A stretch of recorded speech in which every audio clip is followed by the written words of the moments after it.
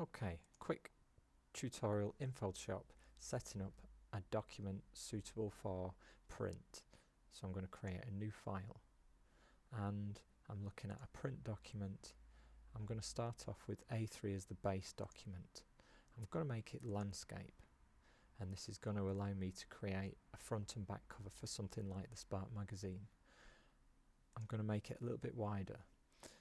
I need to add minimum 3mm bleed. You can do 5, that's the extra space to print into, so if it's 3mm on the left, 3mm on the right, that's 6, and I can, if I'm feeling lazy, go +6 and it will work that out for me. And same again with the height, I want 3mm at the top, 3mm at the bottom, so I can go +6, keeping the resolution nice and high. Everything else I'm going to leave because this is the print setup, but I've made this A3 with a little bit extra, landscape, create. And now I want my rulers. I'm pressing Ctrl R to get rulers, and I'm going to double check this is showing me measurements in millimeters. Now it should be very clever, and if I just click and drag from within a ruler, it snaps to the middle. That's going to be my center. Z to zoom, and I'm going to click in and get closer to that. Now what I can do is, if I keep going, there we go, now we can see measurements. Hold the space bar and I'm going to take myself up to the top of this document. Ooh, that's popped out, stick that back up there. And we can see. Now I'm going to make sure I've got 3mm, and because it's doing these odd numbers, I can, if I'm careful, get it onto exactly 3, but if I hold shift while I'm dragging, it makes it even easier. And then to help with this, if I click and drag from this top left corner, put that cross right on there, now I can set up 3mm from that middle, 3mm from that middle, and that, I'd say, completely stay out of there if that's on the inside of your document, because that's going to be where the pages get glued in and they pull into the middle, and so you want to keep that empty. But because we're going to do this for the margins on the front cover, I'm actually going to make it 10. 10. Okay.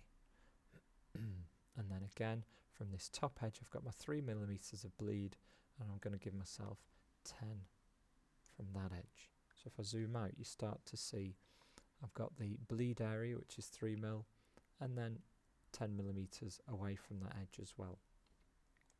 If I do a scrub zoom, so I press Z to zoom, click and hold, and slide it to the right, I can scrub zoom, hold my space bar, again zoom in even more, and what have I got? So I need to get 3mm added to the bottom here. I'm probably a little bit close there, aren't I? So let's zoom out a bit. There we go. If I come down, it's telling me that's 300. Ooh. 2, 9.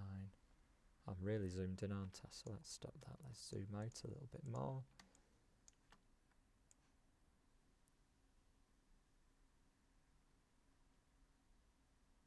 9, 7. And then I want 8, 7. There we go. So now I should have margins and bleed top and bottom.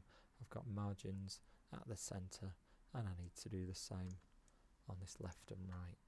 So if I look, that's giving me a strange measurement, so I'm going to double click on the crosses there to set this back to 0. So I need this to be 3mm there, and then I can go 13 for the 10mm margin and back across to this side.